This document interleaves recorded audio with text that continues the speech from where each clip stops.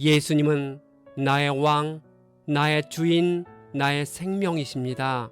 하나님 아버지, 이스라엘 백성의 감독자들과 레위인들이 헌물을 드리는 모습을 봅니다. 크리스천 공동체에서 리더로 살아가는 우리도 본이 되는 삶을 살아갈 수 있도록 다스려 주옵소서. 예수님의 이름으로 기도합니다. 아멘. 오늘 읽을 말씀은 민수기 7장과 8장입니다. 이 말씀의 핵심은 첫째, 모든 감독자들이 여호와께 드린 헌물이 기록되어 있습니다. 둘째, 등잔을 차려 놓는 방식이 정해져 있습니다. 셋째, 레위인을 아론과 그의 아들들 앞에 세워 여호와께 요제로 드려야 합니다. 7장, 모세가 장막 세구리를 끝내고 성막 내에 있는 모든 기구들의 기름을 발라 거룩하게 구별했습니다. 모세가 성막과 성막 내의 모든 기구에 기름을 바른 이유는 그것들이 세상적인 용도로부터 분리되어 오직 하나님의 일에만 사용되도록 성별되었음을 나타내는 표시입니다. 모세가 모든 기물에 기름을 발라 거룩하게 구별한 날 각 지파의 감독들이 헌물을 드렸습니다. 지도자 한 사람당 소 한 마리씩, 지도자 두 사람당 수레 한 대씩을 드렸습니다. 모세는 하나님의 명령대로 각 지파의 지휘관들에게 헌물을 받아 레위 자손인 게르손 자손과 무라리 자손에게 주어 역할을 감당하게 했습니다. 그들의 임무는 아론의 아들인 제사장 이다말의 지시를 따랐습니다. 모세가 고앗 자손에게는 아무것도 주지 않았는데 그것은 성소에서 그들의 임무는 어깨로 운반하는 일이었기 때문입니다. 레위의 세 자손들에게 각각 다르게 수레와 소를 준 이유는 그들이 각각 운반할 성물의 가치 및 무게에 따른 것입니다. 성막을 구성하는 물품 중 성막의 골격을 이루는 널판, 기둥, 받침대, 말뚝 등 가장 무거운 기구들을 운반해야 하는 무라리 자손에게는 수레 4대와 소 8마리가 제공되었습니다. 그렇지만 성막의 휘장과 덮개 등 주로 천막류의 운반 책임을 맡은 게르손 자손에게는 수레 2대와 소 4마리만 제공되었습니다. 한편 고앗 자손에게는 아무것도 제공되지 않았는데 그들은 지극히 거룩한 성소의 기구들을 운반할 책임을 맡은 자들로서 오직 어깨로 메어 운반해야 했기 때문입니다. 제단에 기름을 부을 때 지도자들이 제단 봉헌 예물을 가져왔습니다. 제단의 봉헌을 위해 날마다 지도자 한 명씩 예물을 가져오게 했습니다. 그들은 행군 순서대로 봉헌 예물을 드렸습니다. 성막을 중심으로 동쪽에 진을 친 유다 지파로부터 시계 방향으로 돌아가면서 순차적으로 제물을 드렸습니다. 첫날 예물을 바친 사람은 유다 지파 아미나답의 아들 나손이었습니다. 창세기 49장에서 야곱의 축복이 있고 난 후 유다 지파는 이스라엘 12지파 중에서 지도자적인 위치에 있음을 보여주고 있습니다. 번제단을 거룩히 구별하여 하나님께 봉헌하기 위해 이스라엘 12지파와 대표들이 예물을 바치고 있습니다. 각 지파의 지휘관들이 바친 예물은 이스라엘 백성이 이집트에서 나올 때 이집트 백성들에게 정당하게 받은 것들입니다. 하나님이 이집트 사람들의 마음을 움직여서 이스라엘 백성들이 구하는 대로 다 받은 것들입니다.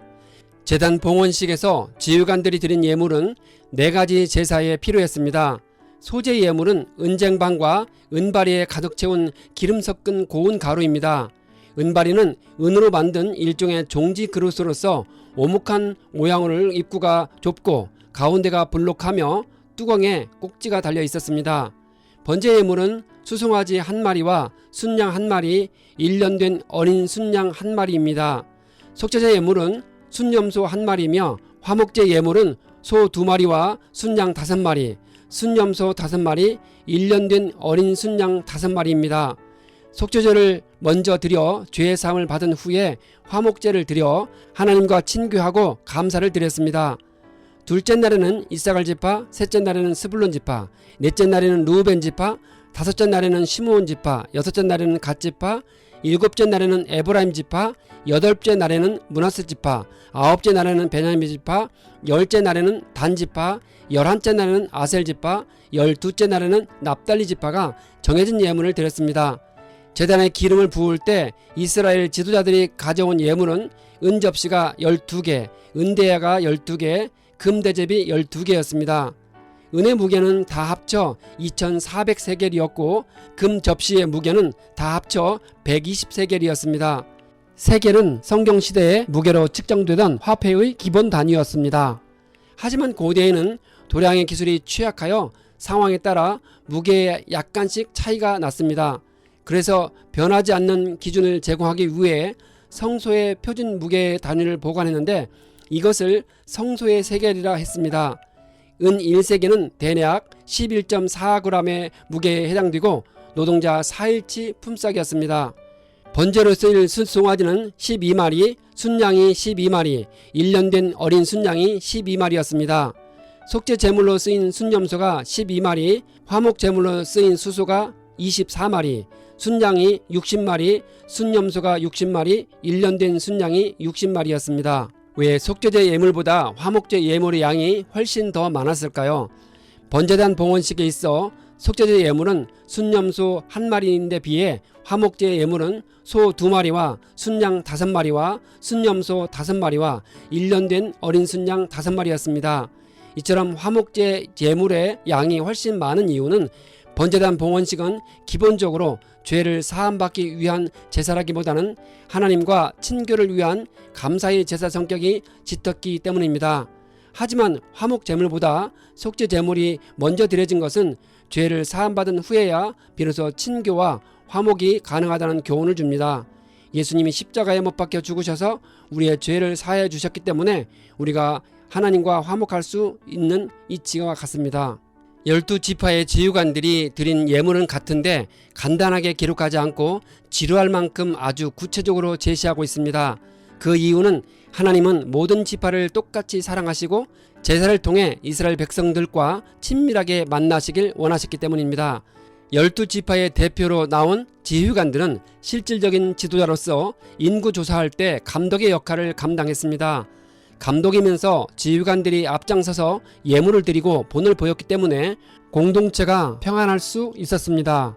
이 모든 일을 마쳤을 때 모세는 회막으로 들어가서 증거궤에 있는 속죄소 두 그룹 사이에서 말씀하시는 하나님의 음성을 들었습니다. 8장 모세는 여호와께서 보여주신 모양대로 등잔 받침대를 만들었습니다. 대제사장 아론은 등잔에 맨 처음으로 불을 켜는 일을 해야 했는데 그때 아론은 7등잔을 등잔대 앞으로 비추게 해야 했습니다. 7가지로 엮어진 등잔대의 불빛이 맞은편에 놓여있는 진설병상을 향하여 비치도록 해야 했습니다. 그렇게 함으로써 등잔불이 성소 내부 전체를 밝힐 수 있었고 제사장이 활동할 때 편하도록 했습니다. 모세는 하나님의 명령을 따라 레위인들을 데려다가 정결하게 했습니다.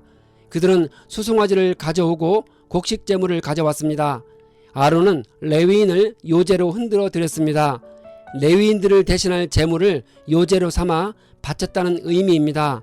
레위인들이 수송아지 1마리는 속죄 제물로 드리고 1마리는 번제물로 드렸습니다.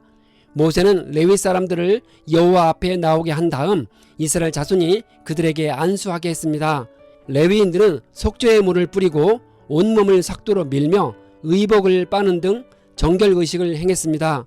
그들이 이처럼 외적인 정결의식을 시행하는 것은 곧 내적이며 영적인 정결을 상징하는 행위입니다. 레위인들은 거룩하신 하나님께 임재해 계시는 거룩한 성막에서 봉사할 자들이었으므로 모든 죄와 부정함으로부터 정결함을 받아야 했습니다. 모세가 레위 사람들을 다른 이스라엘 자손들에게서 구별해서 세우면 그들은 하나님의 것이 됩니다. 레위인들은 이스라엘 자손들 가운데서 온전히 드려진 사람들입니다. 이스라엘 백성들이 이집트에서 나올 때 모든 장자가 살아났습니다. 하나님은 이스라엘 자손들 가운데 모든 장자를 대신해 레위 사람들을 자신의 것으로 삼았습니다. 제사장이 아닌 일반 레위인들은 성막에서 제사장을 도와 모든 잡다한 일을 했습니다. 레위 남자가 25세가 되면 성막에 들어가 일을 하다가 50세가 되면 일을 하지 않았습니다. 50세 이상이 되면 동료들이 회막에서 일할 때 도울 수 있지만 그들이 직접 그 일을 맡아서 하면 안 됩니다. 성막 봉사하는 일에 나이 제한을 둔 이유는 성막 일은 힘든 노동이었기 때문입니다. 실제로 성막을 걷고 운반하며 세우는 일이나 장막 일을 해야 할 때와 쉬어야 할 때를 명확하게 구분해 주시는 하나님의 뜻을 알 수 있습니다. 각자에게 주어진 역할에 충실할 때 공동체는 건강하게 유지되는 것을 볼 수 있습니다.